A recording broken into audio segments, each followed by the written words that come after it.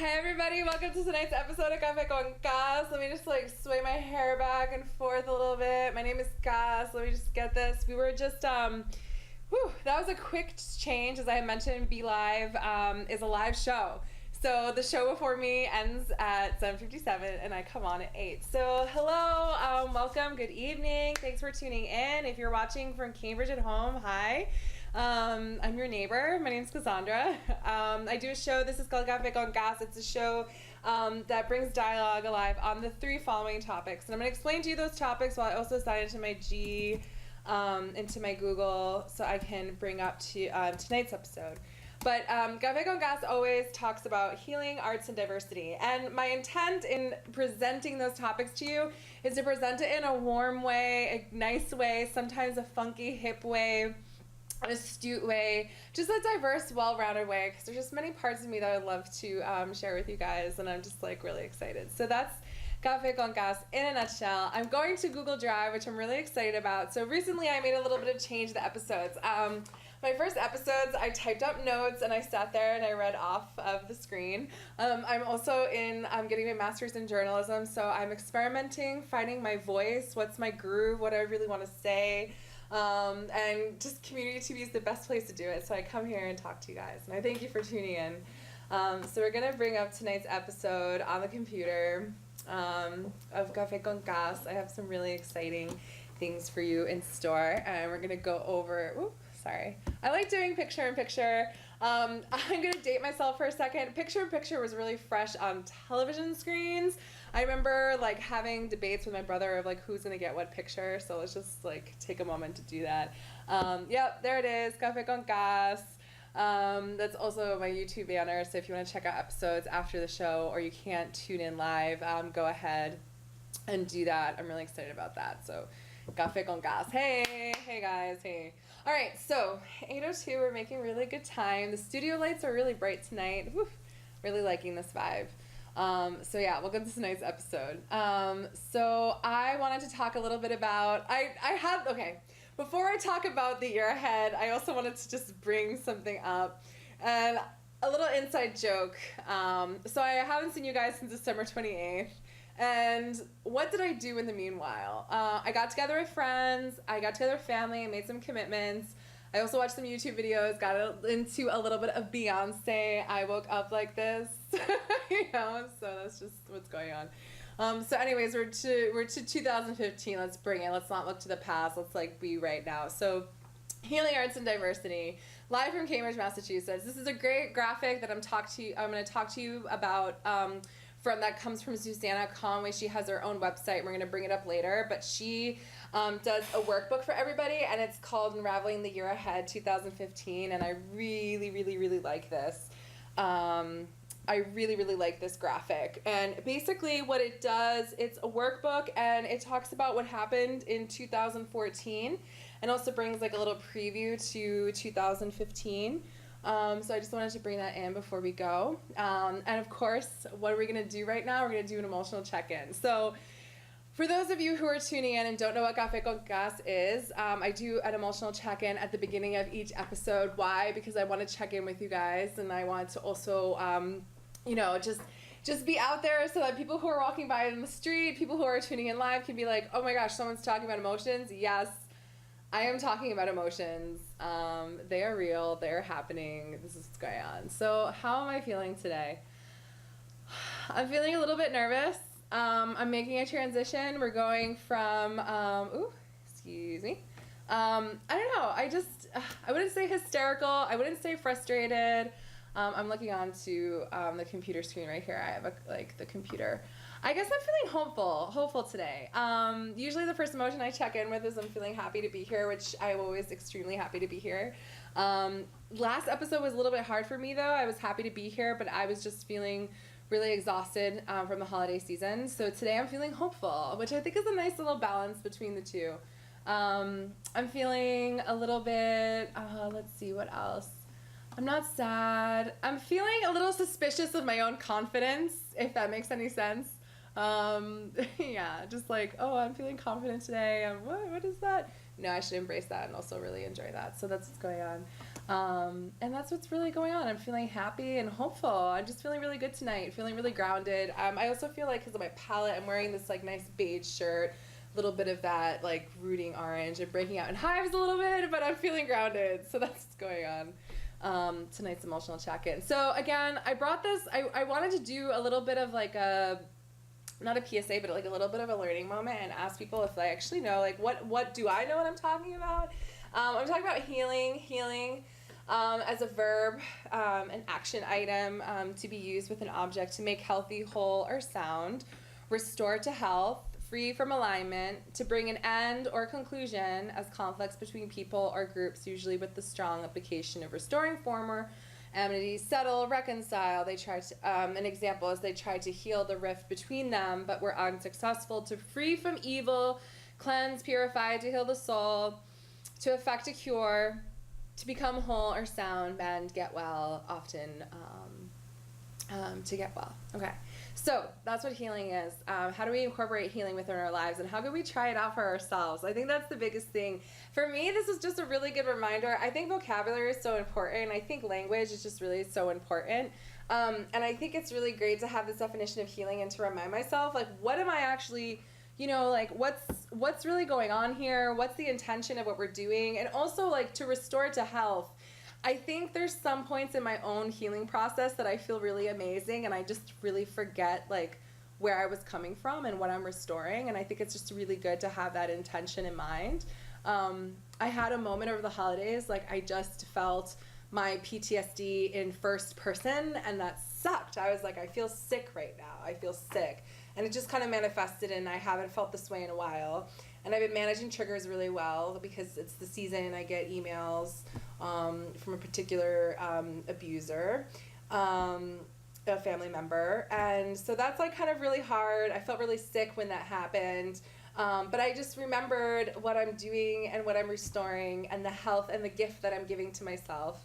Don't know always how to do it perfectly, but part of talking about Café con Gas is helping you guys, giving you also tools. And one of those ways that has really helped me work through those symptoms. So there was a point that having like a week and a half off of vacation without that structure or social support on a consistent basis with everybody leaving was really terrifying to me. And this season I can say, as having just shared a personal anecdote of how my PTSD rose, I also rose and had a really great accomplishment, and I started organizing my life in a new way.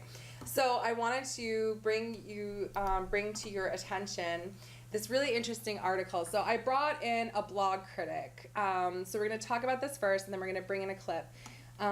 So the clip is from a really interesting author, Daniel Levitin, who's a local author. He's actually at Harvard University.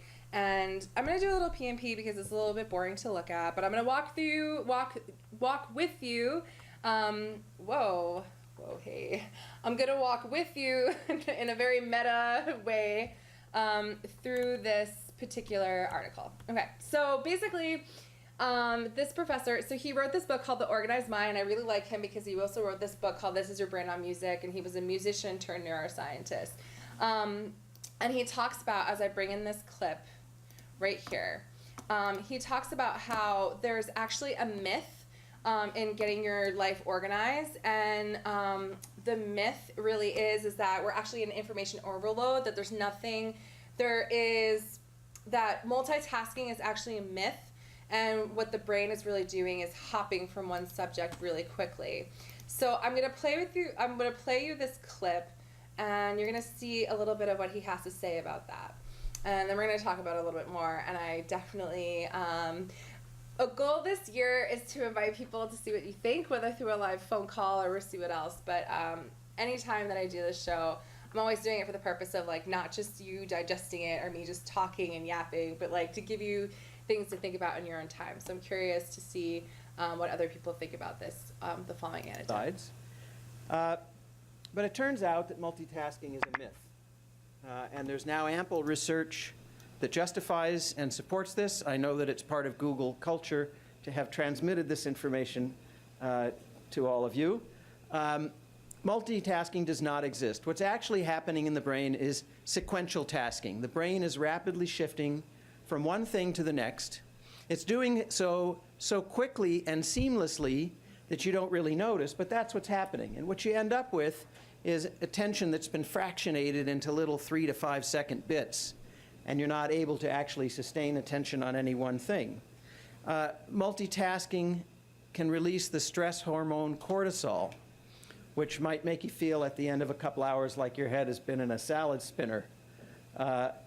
Multitasking is also responsible for that mental fog you feel, partly due to the release of cortisol.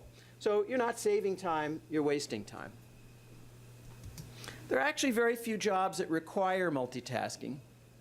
One of them is air traffic controller. Another is simultaneous translator at the UN. And those jobs have high costs if the worker makes a mistake, right? I mean, it's obvious if you make a mistake as an air traffic controller, the consequences can be calamity, disastrous. Same for simultaneous translators at the UN. You get one word wrong, you may have a war on your hands, right? So these jobs, it's no coincidence that they have mandated breaks. People in those high-stress jobs, air traffic controllers, for example, they're not allowed to work more than 45 or 60 minutes without taking a 15 to 30-minute break. That's their duty cycle. A couple of other jobs that require multitasking come to mind. One is kindergarten teacher, and the other is publicist or social network consultant, and another is journalist, breaking news journalist. But apart from that, it's not really a job requirement for most of us, and it ends up, at the end of the day, based on a number of productivity studies, the people who were multitasking were getting less done by any measure than the people who were unitasking. Now, why does it feel like we're multitasking? Well, it's an illusion. And as a neuroscientist, I can tell you the brain is very good at self-delusion. That's one thing that it's really good at. And we see it in a lot of different ways. I mean, I, for one, know that I look a lot better after I've been drinking. But people tell me that that's self-delusion. I'm also a lot more clever and I'm a better fighter after I've had a few drinks, or so I think. So the brain doesn't always have insights into what it's good at and what it's not good at. We're deceiving ourselves when we think we're multitasking. We really aren't. The productivity studies bear this out. So I'm going to end the clip right there. So that's a little intro to Daniel Levitin, excuse me. And I really like that. And I thought it was really interesting because you take a look back and you say one of the multitasking is air traffic control and also groundbreaking journalism. So I thought, wow, this is a really, really powerful antidote, and I was just really excited to to show this clip to you guys because he's saying multitasking is a farce, and that's something that we're required to do. But in reality, the brain is just going like flip, flip, flip, flip, flip, flip, flip. It's going through a lot of things really quickly. So I thought this was really powerful, and I'm thinking to myself, like, what am I really multitasking? What's really going on? How am I using my time?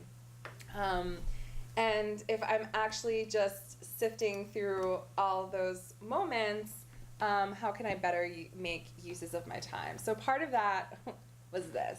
So I have something for you. So I watched a lot of YouTube tutorials, and when I watched a lot of YouTube tutorials, I was like, how can I translate like how-to tutorials to Café con Gas? So to connect what I just showed you, it's not just a theory, it's actually a connection. And to connect what I just showed you, I also did some organization of my own. So I'll show you guys this really interesting thing. All right, so what is this right here? All right, so my organized mind. So there are different parts of my mind. And at one point I had like many, many notebooks for different parts of my mind, and I was wondering why wasn't I getting anything done? How can I consolidate these things, or what are the themes between them? So what do? I have a specific, this is like a really nice ornamental, it's like this fabric. I have this specific journal. This is a dream journal. It's also combined with a gratitude journal because sometimes I wake up in the morning, I have a thought or a dream, and I put it in here. So that's one notebook. All right. Second notebook. This is a moleskin. I have 3 of these. I had to consolidate because I was having like 2 pages in one of my own notebooks, right? So how am I multitasking? So here's another notebook. This is for a book project that I'm working on, right? I can't carry these all around with me. But mind you, I went from 12 to this. What else? Another notebook. Cash money notebook, right? This now has gone to a Google Doc, so all of these have come together. And the other notebook has done so as well. And this is my jotting down notebook. Now my jotting down notebook can be further down consolidated to a smaller notebook that I don't have with me, but it's a kind of tiny jot down notebook, right? My goals, and another book I need to read, right? So why am I bringing this up? Because at any point in time, I have all these thoughts in my head and I have all these notebooks, but in reality, it goes into one tiny little notebook. Because am I really multitasking or doing all those things? No, I feel completely paralyzed at times, and I'm like, I don't have time to work on the book project because I have to go clean this, or I have to go budget this, or I don't have enough money and I can't call Sally Mae because I don't know what I'm really making right now, or what I'm actually keeping right now. So here's some actual proof of what I do at my own time, and not just showing you guys these clips to show you for the sake of showing you, but really also offering those different tools. So on the tip of tools, we're going to mention Susan Conway, and then I'm going to play you guys a really awesome clip in the name of Healing Arts Diversity. We're going to flip it a little bit. We just went to healing. Now we're going to go to diversity. We're going to end with arts because I'm going to give you guys a nice, cool, chill out mix to listen to. But yeah, so all of these notebooks. So I'm consolidating. I ended up having all of these notebooks, and I'm just trying to like release the thought. And I think a lot of worry and anxiety in this modern age is like, how do we hold on to all this information? Is it actually necessary to hold on to this information, and why are we grappling so much to hold on to it? What do I really need, and what do I really have access to, and what can I just drop, right? So this is a little bit of my organizational process that I'm showing with you. If this doesn't make sense to you, or if I happen to be mumbling at all when I'm a little bit nervous, I do that, and I'm still getting organized. So it's making sense to me much more than this like big nebulous cloud. So that's that. So let's go back to Café con Gas, PowerPointing. We're going to go to, so this is Susanna Conway. This is her graphic, Unraveling the Year Ahead. This is one of the ways that you can do something for your own life to also, make some magic. So she is a life coach, and she has this beautiful website, and she says, how can we unravel the year ahead in 2015? And she says, this is my favorite time of year, not because it's Christmas, though that's lovelier than ever. No, because I make you guys presents. She's talking to her audience. I've been getting lots of emails asking if I can do a workbook this year, and I'm happy to know it's making a difference. So she has this downloadable workbook. It's a PDF. Again, give a call into Café con Gas Live if you want something like this. I can tell you where to get it. It's Unraveling the Year Ahead, and it's really, really cool workbook. Awareness and intention is a powerful combination. I had this really great revelation right before... I know that's maybe a heavy word for some, well, not revelation. Well, yes, I had a great awakening right before the holiday, and I just thought to myself, there's just this goal, there was just this like personal goal, this intimate goal that I had. I didn't know what to do about it, how to achieve it, but I had this awareness that I didn't know what I was really doing in a particular situation, and I wanted to find a different way to express myself. So this is a really great tool that you can use. She says how to use this workbook. Find some space on an afternoon or evening. Make or pour a beverage of choice, which I'm learning a little bit more about, waters, teas. Put on some relaxing music or bask in the silence. Print out the workbook. Gather a selection of your favorite pens. I think that has to be my favorite item. Let go of all expectations. Start at the beginning and work through the end. Dip into several days if that feels good. Dip into it over several days if that feels good. Let your mind wander. Doodle in the margins. Enjoy the process. Be honest, really honest. Allow space for possibility. Don't take it too seriously. Let's play. So I thought that was really beautiful. I think you can tell from watching it, I already feel more grounded just by reading those guidelines. I think even contemplating that, I'm like, whew. Make my favorite beverage, just play. I think play is really important, and I would highly, highly recommend going to this website, SusannaConway.com. Join me in doing this worksheet. It would just be really great for your life, and I think that's really, really wonderful. So I want to talk more about this. next episode. And I'm going to do something a little bit different, and I'm going to actually leave you with some music. We're going to relax. I'm going to leave you with some really good music, and I'm going to preface this.